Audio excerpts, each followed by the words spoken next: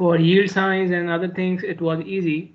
I think the most difficult one we have seen up till now was multi-bay stop sign, in which you had, three conditions and then 70% reduction, 80% reduction, and then there were some additional warrants as well. Okay. Before we start with the warrants of the signals, you may understand one thing, that what we have seen in the previous warrants as well. Some of the warrants were shell conditions. Shell conditions means the condition, if it is met, then you like it's a requirement. Shell conditions are the requirements. If you meet those conditions, then you should provide that traffic control device.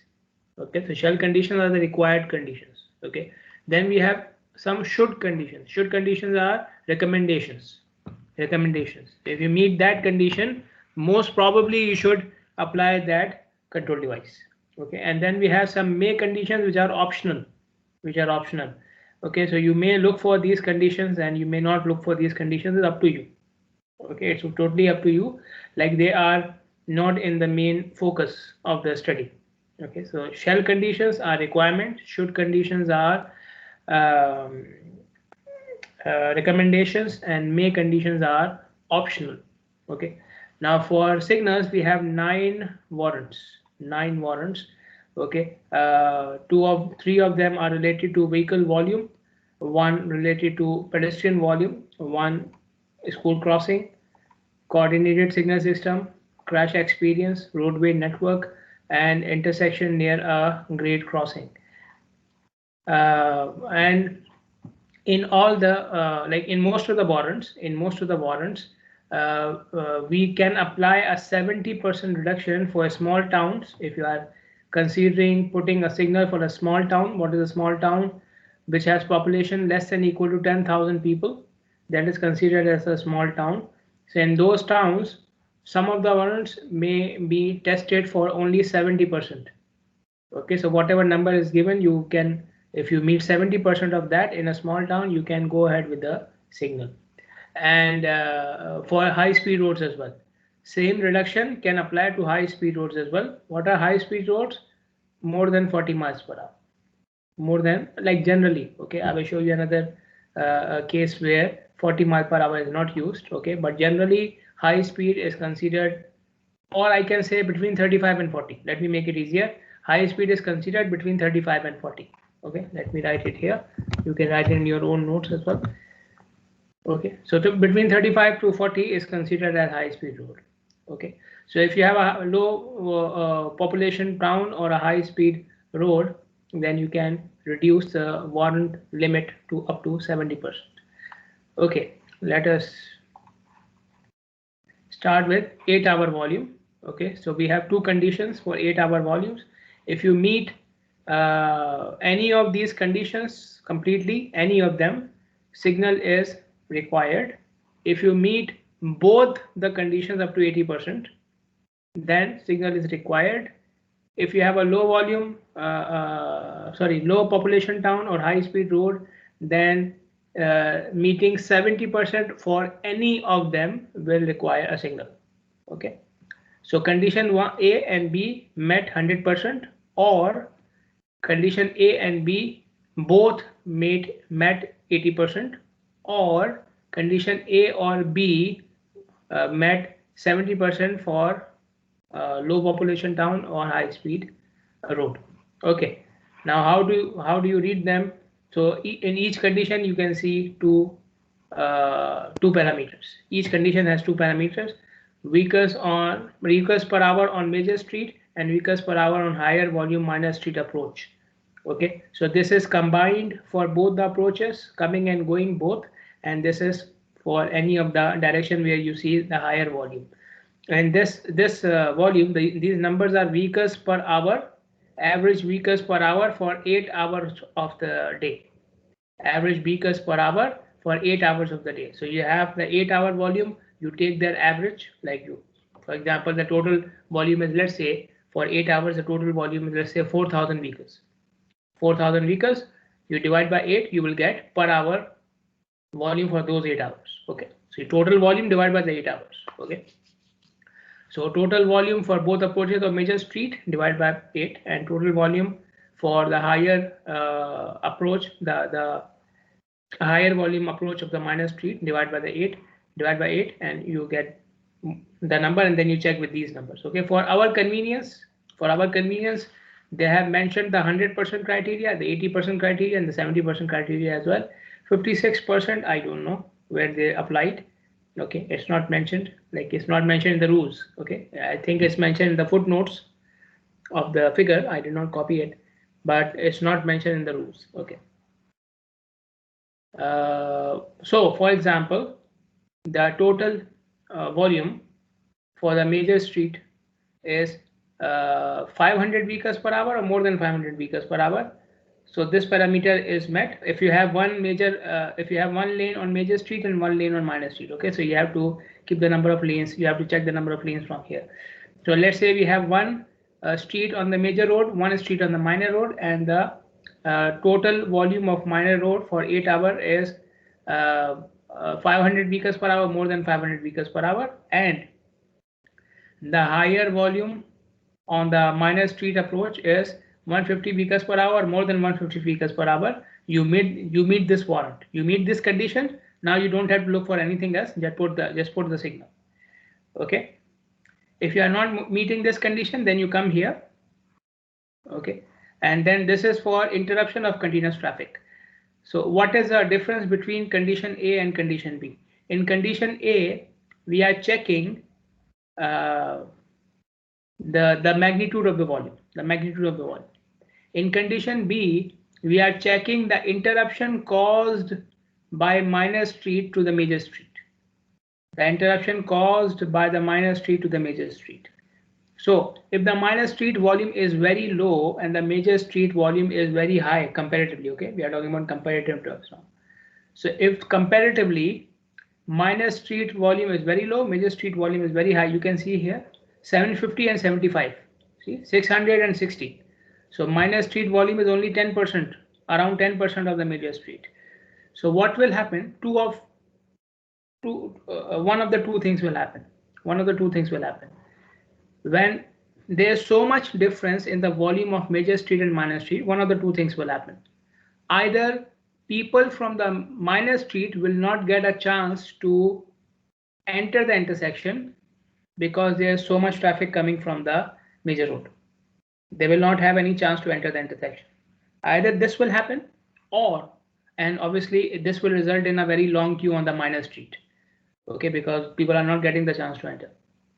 Or another thing which can happen is people on the major street, they do not get a chance to enter the intersection even for a small duration and resulting in a long queue. Okay, obviously at some point of time the people from minor street will enter the intersection, and they will keep moving because they already have a queue. Okay, so they were already like 15-20 vehicles in the queue because they were not getting the chance to enter. Now they have the chance to enter. What will happen? All those vehicles will enter one after another. So because the volume on the major street is higher, this small interruption will also cause a long queue on the major road as well. Okay, so we don't want this to happen. We want both the streets to work in a smooth manner. Okay, so this happens.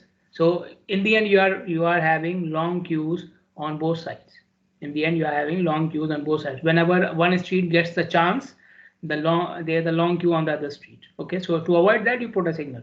Okay, I think I mentioned a number of times earlier as well.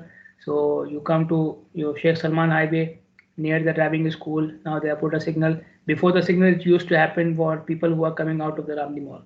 Okay, I think it still happens. Okay, I try to avoid it, but this is one of the things. Okay, so if you are looking for this condition, you have one major street approach, one minor street approach. You reach 750 vehicles per hour for both approaches of major street, and 75 vehicles per hour for the higher volume approach of the minor street. Go ahead, put the signal. Okay. If you are not meeting this condition or this condition, then you see, are you meeting this number?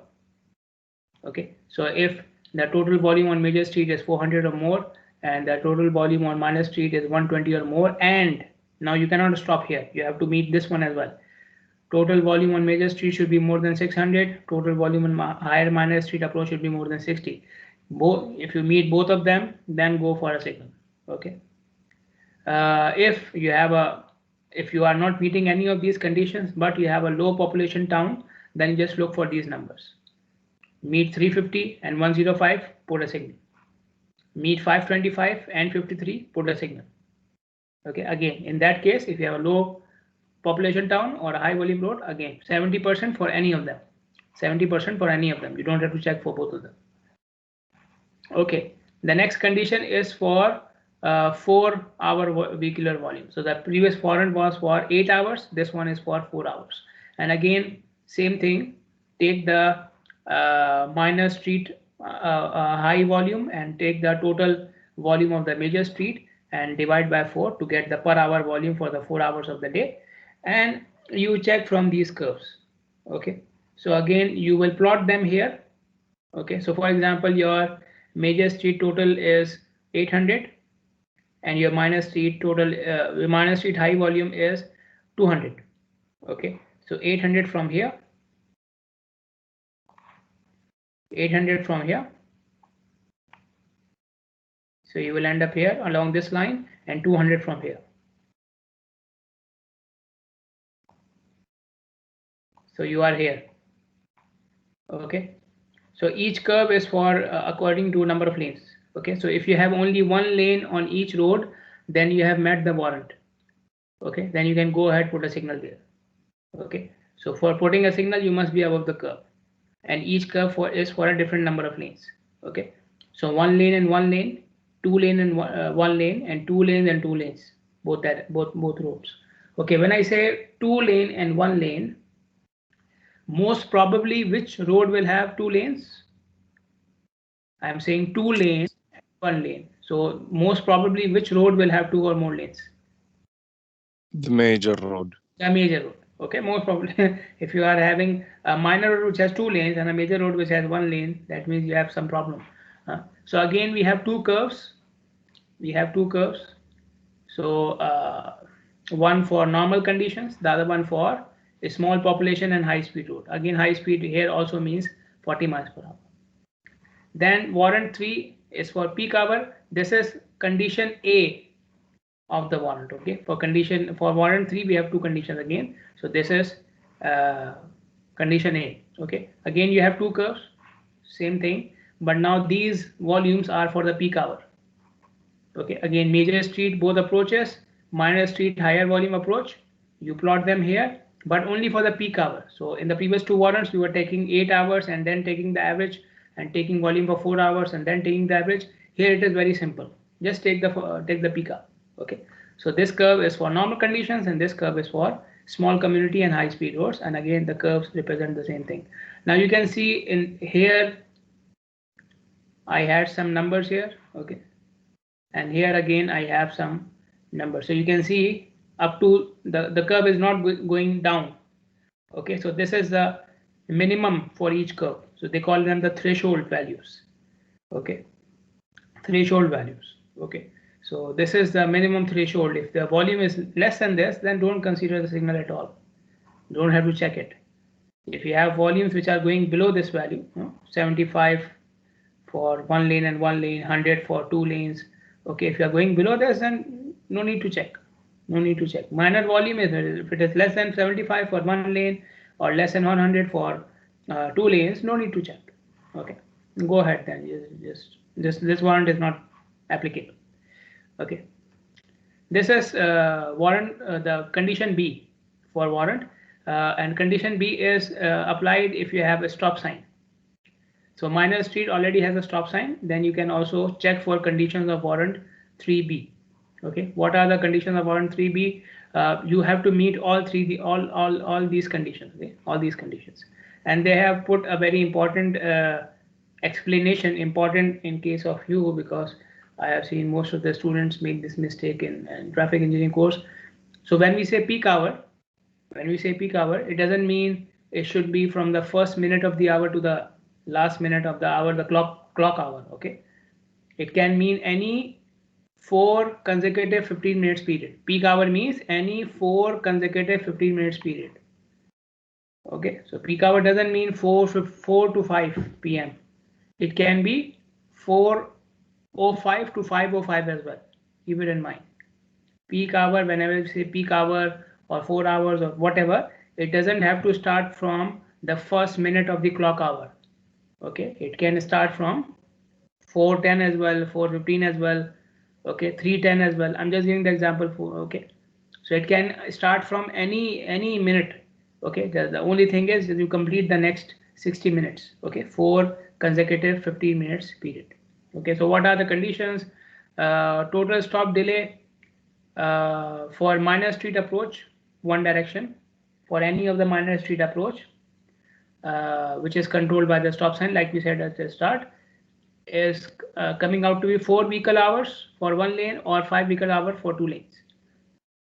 Okay, if the delay caused because of the stop sign to the minor street in the peak hour is more than 4 vehicle hours, if it is one lane, and more than 5 vehicle hours for 2 lanes. Okay, so this condition will be met. If the delay is this value or more than this value, this condition is met. Second condition is the volume in the same minor street approach for which the delay is exceeding these values. For the same approach, the volume is 100 vehicles per hour or more for one lane and 150 vehicles per hour or more for 2 lanes. Okay, for the same approach in the same hour, the delay is this much, the volume is this much, and the total entering volume service during the same hour, total. Okay, total for all approaches now. Total for all approaches is 650 vehicles per hour for 3 approaches and 800 vehicles per hour for 4 or more approaches. Okay, so 3 approaches, we call it what? If an intersection has 3 approaches, what do we call it? T intersection. T intersection, yes. So if it's a T intersection, then the third condition is only for 650 vehicles per hour from all directions. And if it is more than 3, so you can have 4, 5, whatever, then we have 800 vehicles per hour. Okay, and if the approach has more than 5, if the intersection has more than 5 approaches, we call it multi-leg. Okay, so we have 3-leg, 4-leg, and multi-leg. Okay, so for 3-leg we have 650 vehicles per hour T intersection. For 4-leg and multi-leg we have 800 vehicles per hour. So if you meet 800 vehicles per hour, 4-leg or more, you meet these conditions. Okay, so if you have a stop sign, then on the minor street, then if you meet all these 3 conditions, you can go for a signal. Okay, so this condition is mainly related to delay. Okay, this condition is applied mainly for delay. So in the book they call it the delay condition of the peak hour. This is the volume condition of the peak hour, and this is the delay condition of the peak hour. So delay condition is only applied when there's a stop sign already there. Okay, so they are recommending do not put, I think there's some explanation, yeah. So they are saying do not put a signal directly without a stop sign. Like first, if there is no stop sign, then delay warrant will not be checked. If there is no stop sign on the minor street, this warrant will not be checked. So this warrant should only be checked if there is already a stop sign present for the minor street approach. So if there is a yield sign, for example, or if there is no sign for the minor street, the intersection is uncontrolled for the time being, you don't have to check for this warrant. Okay, just check for volume. Volume condition is met, put a signal. Not met, don't put a signal according to this warrant. Okay, and then there's some additional notes. Okay, a peak hour warrant is applied on special cases. Okay, what are the special cases? Any facilities which produce large discharge of vehicles in a short time. Peak hour warrant is applied near the facilities which produce large discharge of vehicles within a short time. So they have given some examples here. For example, office complexes, manufacturing plants, industrial complexes, okay, or any high occupancy vehicle facilities like a bus facility or a truck warehouse or something like that. So normally they come out together Okay, so the offices normally they have the same start time and end time. Okay, so if you have office complex, then you will have all people coming during maybe half an hour and they are leaving half again in half an hour in the evening as well. So in that condition, you should consider peak hour warrant. Okay, and also they are saying that if this is the only warrant which is going for the signal, so we have like 9 warrants, right? So out of the 9 warrants, only this one is satisfying, all others are not satisfying. Okay, then you should put a actuated signal. Okay, then you should put an actuated signal. So the like now they are discussing within the warrants when you should go for an actuated signal. So for actuated signals, we don't have any separate conditions. Within these conditions, there are some specific points where you should consider an actuated signal instead of a pre-timed signal, and this is one of them. Okay, then warrant 4 is for pedestrians. Again, for pedestrians, we have two conditions. For pedestrians, we have two conditions. The first condition is for 4-hour pedestrian volume. So again, you have to look for these graphs, and on the x-axis, I have major street, both approaches, total of major street volume for both approaches. Again, per hour for 4 hours. Okay, 4 hours. So you take the total volume of 4 hours and divide by 4 to get the per hour volume. Okay, and on the y-axis I have total pedestrian volume, pedestrians per hour for the same 4 hours. Okay, and they are crossing the major street. They are crossing the major street. So this is vehicles coming from the major street, and these are pedestrians crossing the major street. Okay, so for example, my major street is, let's say, this one. This is my major street. So volume will be taken for this approach, okay, for this road, and pedestrian volume will be people who are crossing in this direction, okay, in this direction, crossing the major street, crossing, okay. So vehicles and pedestrians which are crossing each other from the major street. Okay, and again we have a threshold value 107 for normally and 75 for small communities and high speed roads. So now here you see for pedestrian volume, the high speed condition is changed from 35 to 40 now. Oh, sorry, from 40 to 35. So high speed relaxation, when it was applied for volumes, vehicle volumes, then the limit was 40 miles per hour. When we are applying high speed reduction for pedestrian volume, then it is 35 miles per hour. Okay. So this one, condition A, you can say condition A, which is for 4-hour pedestrian volume, and this is condition B for peak hour pedestrian volume, peak hour. Okay, so again, you have the same x and y axis, but the only thing is, instead of plotting the average of 4 hours, you will plot just the volume of the peak hour. Okay, the same axes are the same. First one for normal, second graph for the 70% reduction. Okay, if you meet condition A or B, either meet 4-hour pedestrian volume or peak hour pedestrian volume condition, you will go for a signal.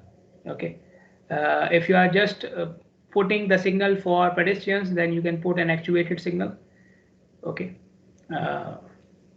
you can put an actuated signal with pedestrians. If you are just meeting the pedestrian conditions, no other conditions are met, then you can put an actuated signal for pedestrians. Okay, so the signal will only be, so somebody comes, he will press the signal, the button for crossing, and only then the signal will become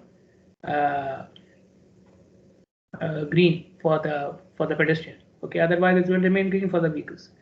When you are providing the signal because of the pedestrian criteria, then provide 20 feet side distance restriction on both sides. So on both sides of the major road, provide a 20 feet, at least a side distance of 20 feet. So no obstruction on both sides of the major street approaches up to 20 feet at least. It should be applied to a location where you do not have a signal up to 300 feet. Okay, if you have a signal within 300 feet of this location, then don't apply this criteria. Okay, don't apply this criteria. If you have a location which is within 300 feet of a signal, then don't apply this criteria. Okay, And later on, you will see in another warrant, if the signal is very close, okay, if another existing signal is very close, then there's another warrant which also says that you should not provide a signal at that location. So you are considering putting a signal at a location, and there's already a signal within 300 feet or few hundred feet from that location. Don't go for that signal. Okay, it will increase it will increase the problems. Okay, so if there's a signal already at 300 feet, pedestrians should cross from there. 300 feet is not a lot of distance. 300 feet is not a lot of distance, less than 100 meters. Okay, so there's already a signal. Walk to that place and cross from that signal. Okay, don't put an extra signal for pedestrians who don't want to walk even 200 meters. Okay, these warrants can be reduced to 50% if the 15th percentile speed of the pedestrian is less than 3.5 miles per hour. So this is the speed of the pedestrians, okay, not the speed of the vehicles. If the 15th percentile speed of the pedestrian is less than 3.5 miles per hour, then you can reduce these warrants up to 50%. So whatever numbers you are getting from here, you can reduce them up to 50% and then check them. Okay, so less than 3.5 miles per hour speed means that you have elderly pedestrians or people who are disabled and so on. Okay, so if these people are in higher number, then the 15th percentile speed of all the pedestrians will be less than 3.5 miles. So this is an indication that you have many pedestrians who are elderly and disabled. Then you should reduce this criteria up to 50% and then check. Okay, warrant 5 is for school crossing. Okay, similar to pedestrians. Okay, so you are providing for pedestrians. You either provide it at intersections or mid-block locations, wherever you feel the crossing is there, wherever you feel the people will be crossing. Okay, you need to study the available gaps. Okay, you need to study the available gaps in traffic. Okay, and the acceptable gap for crossing includes, for school crossing, an acceptable gap includes crossing time, buffer time, and an extra allowance for groups of children to start crossing the road. Okay, so crossing time, normal crossing time, you want to cross, let's say 30 feet of the road, and 30 feet requires, let's say 20 seconds. So 20 seconds is the crossing time. Buffer time for any, after buffer time, what happens? Signal starts flashing. Like we have the flashing green, this is a buffer time. The flashing green is a buffer time for us. So a buffer time is what? A warning time. Warning time, right? So if signal starts flashing, what will the pedestrian do? You started crossing, the signal started flashing. What will you do? Yes, tell me. Run. Yeah, you will run. Good. You will run. Okay, because you know the signal is about to turn red for you. Okay, so this is the buffer time. It's a warning time. Okay, so we give few seconds of buffer time like we give for the vehicles. We need buffer time for the pedestrians as well. And allowance for groups of children to start crossing. Normally, if you have like 5-6 children who are trying to cross, they become undecisive, right? So they waste 2 or 3 seconds extra when they are together. So one kid may decide to run when the signal becomes green directly, but a group of children, they may be undecisive for a few extra seconds. Okay, so in that condition, you should give some extra time. Okay. There should be at least one acceptable gap available within each minute of the crossing time. Okay, so for example, children normally cross from 12 to 1 p.m. 12 noon to 1 p.m. So within each, and for each kid, the acceptable gap is, let's say, 20 seconds or 30 seconds, for example. So within each minute, I should have an acceptable gap of 30 seconds in traffic. Within each minute of the crossing time, I should have an acceptable gap of 30 seconds for within traffic. Okay. If the gap is not present, then you put a signal. The gap is not present, you put a signal. Okay, minimum number of children who will cross the major street is 20. Okay, for the highest crossing hour. In the peak hour, minimum number of children crossing the road should be 20. for considering a signal. Okay, normally this warrant is not used because even if you put the signal for children, they don't follow it. They don't have that much sense, that much maturity to know that we should wait for the signal and we should cross from this location and so on. So normally it's not used. Okay, we go for some other measures then. Okay, maybe changing the location of the gate of the school so they are not crossing from there. Okay, or maybe providing them a side street so they are on the side street. Like if you come to the education area, you will see these things. Okay, and if you feel the crossing is essential, children have to cross from there, and they are crossing, their number is significant, their number is high, then you can provide a bridge or a tunnel for them. Instead of providing a signal, provide a bridge or a tunnel for them. So it's much easier for them to cross from there because they are totally separated from traffic. Okay. Then warrant 6 is for coordinated signal system. If you meet one of these conditions, then you should go for a signal. Okay, and this is related to coordination of the signal. Now, in both the conditions, they are talking about progression of vehicle platoons. Progression of vehicle platoons. Now, what happens? We have talked about signal coordination earlier, right? We have talked about signal coordination earlier. I showed you a video as well, a short video. So in signal coordination, we are trying to move a group of vehicles together from a series of signals, right? So you have one signal here. Okay, and there's another signal at this location. Okay, and so on. There can be many other signals in this line.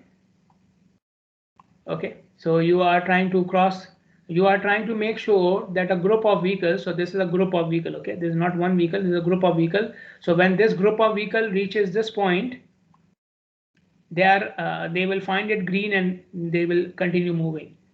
So to maintain this progression, it is important that these vehicles are moving together as well. Okay, these vehicles are moving together as well.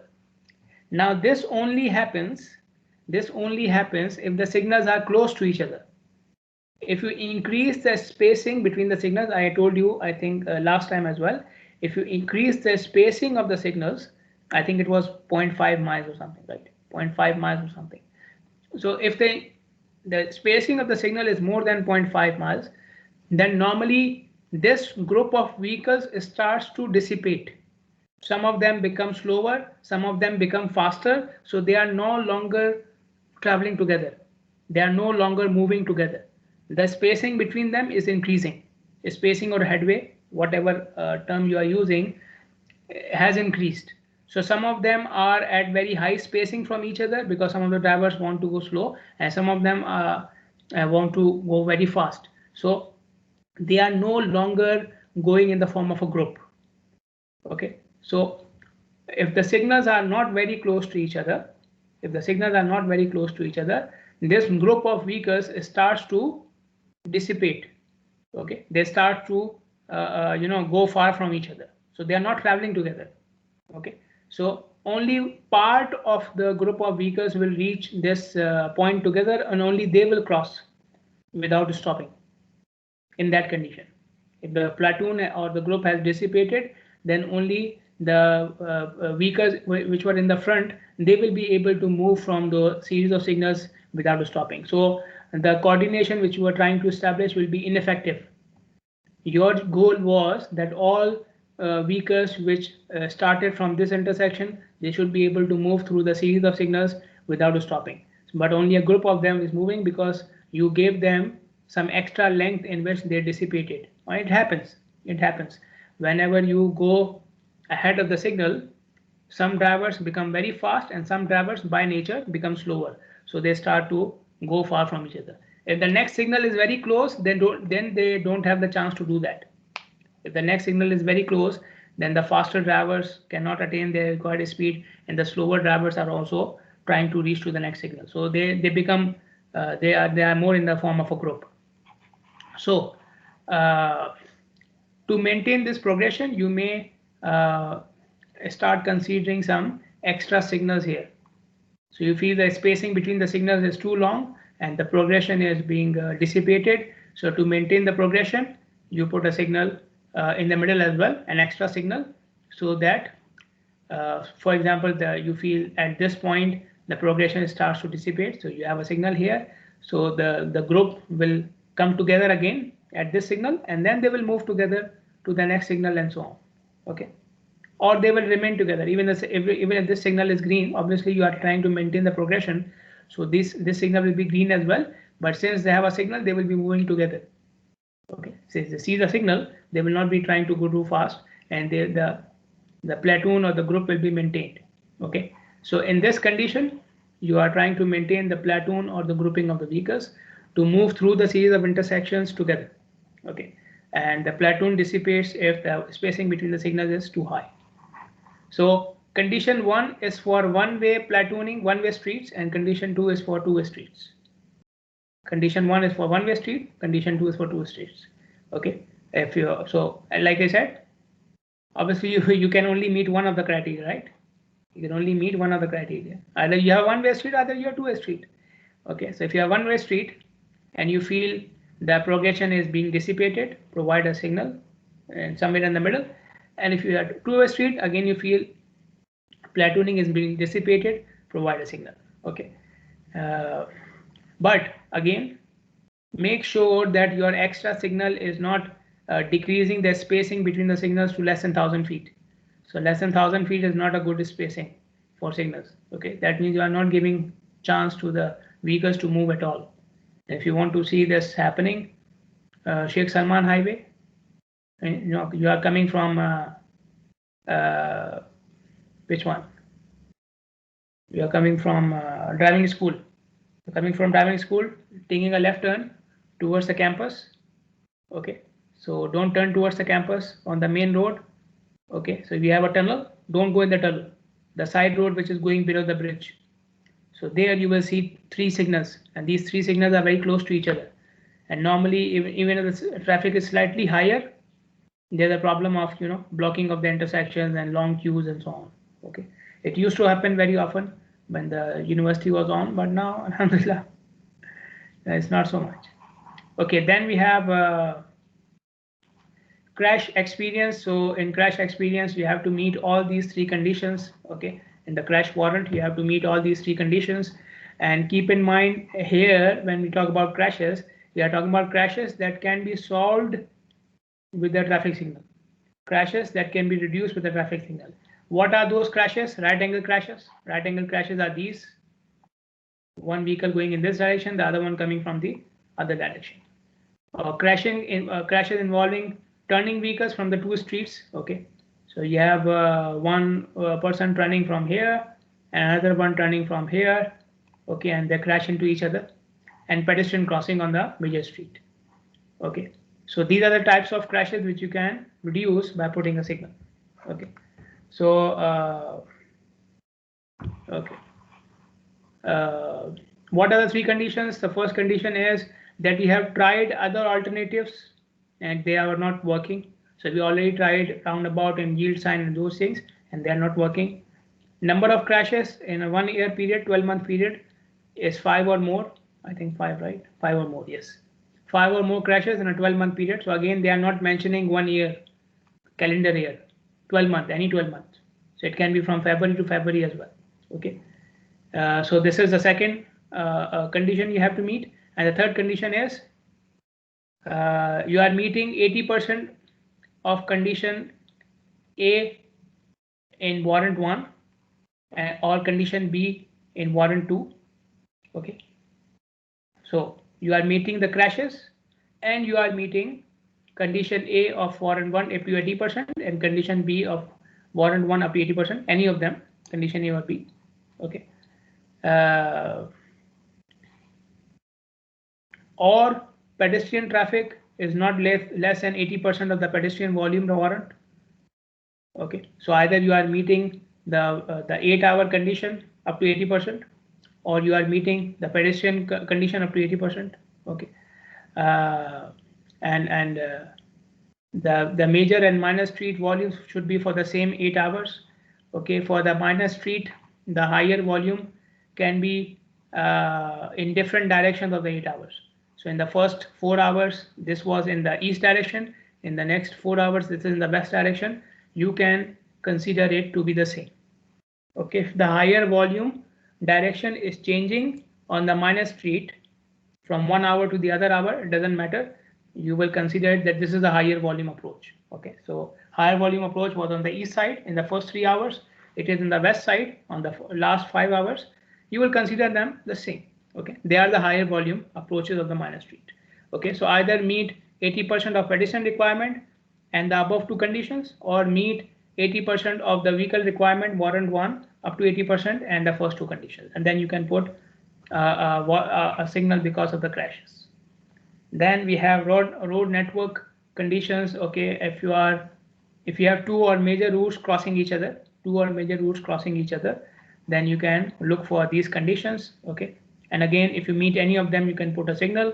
So they are related to basically volumes. They are related to volumes, 1000 vehicles per hour during the peak hour of a typical weekday. For existing volume, existing is 1000, and 5 were projected is fulfilling warrant 1, 2, and 3 for average weekday. Okay, so existing is at least 1000, and the next 5 years you are fulfilling warrant 1, 2, or 3. Okay, and either you meet this condition or you are meeting this condition where 1000 vehicles per hour now. Okay, for any of the 5 hours of a non-normal business day. Okay, non-normal business days are basically weekends. So on weekends you have 1000 vehicles per hour for 5 hours of the day, where two major routes are crossing. Then you can put this condition satisfied. So either satisfy this condition, which is for the weekdays, or satisfy this condition, which is for the weekends. Okay. Now we have said that this warrant will be applied if you have two major routes crossing each other. What are the major routes? Major routes are principal streets or highways that are the principal arterials. Okay, and they are taking through traffic. They can be rural or suburban highways which are outside entering or traversing a city. Okay, so rural or suburban highways can also be major routes, or it can be a major route as per the official plan. So the government thinks it's a major route and they are planning it for future. Okay, in the urban area. Then the warrant 9 is for railway crossing. If you have a railway crossing, let me go here. So they are talking about this one. Okay, this is a railway crossing near an intersection. Railway crossing near an intersection. So one of the condition is, come to this graph. Okay, look at the distance between the crossing and the intersection. So crossing is normally on the minor road. Okay, so you have a curve for each of the D values. D is the distance from the crossing to the stop line of the minor street or to the curb of the major street, whatever you want to call it. So you come here and you look for the minor street crossing approach volume, vehicles per hour, and major street,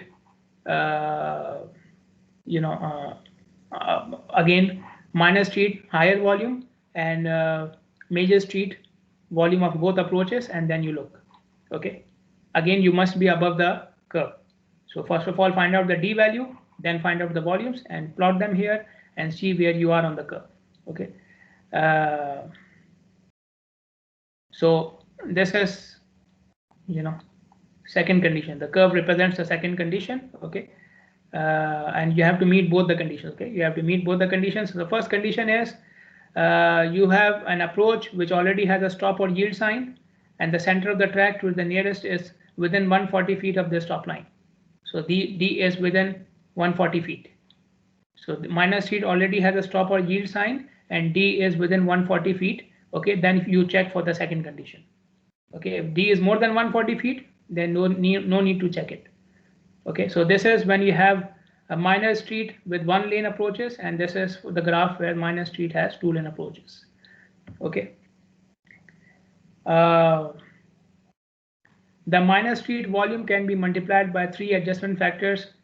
Adjustment factor for train volume, adjustment factor for high occupancy buses, and adjustment factor for trucks.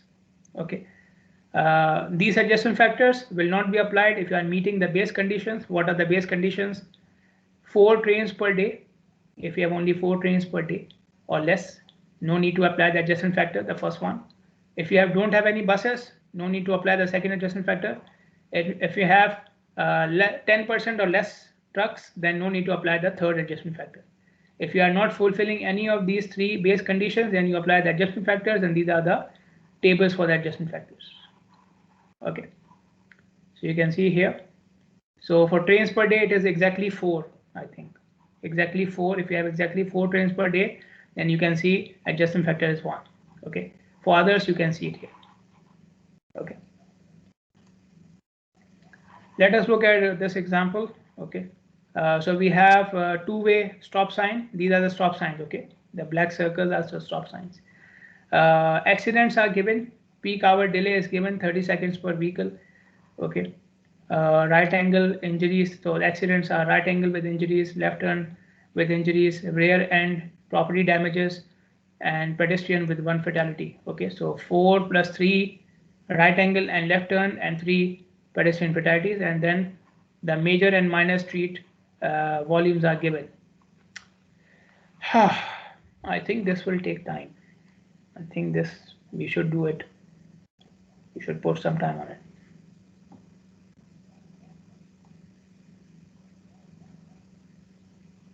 Okay, let's see.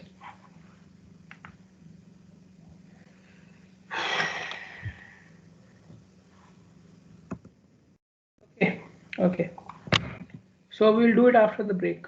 It will be like a recap of what we have done. Okay. So no worries. I will give you like a short quiz. It's the start of the next lecture as well, like I always do. So hopefully you will keep these things in mind. Okay, the warrants. Otherwise, it will be just like a recap of what we have done today. Okay, because I think we should do it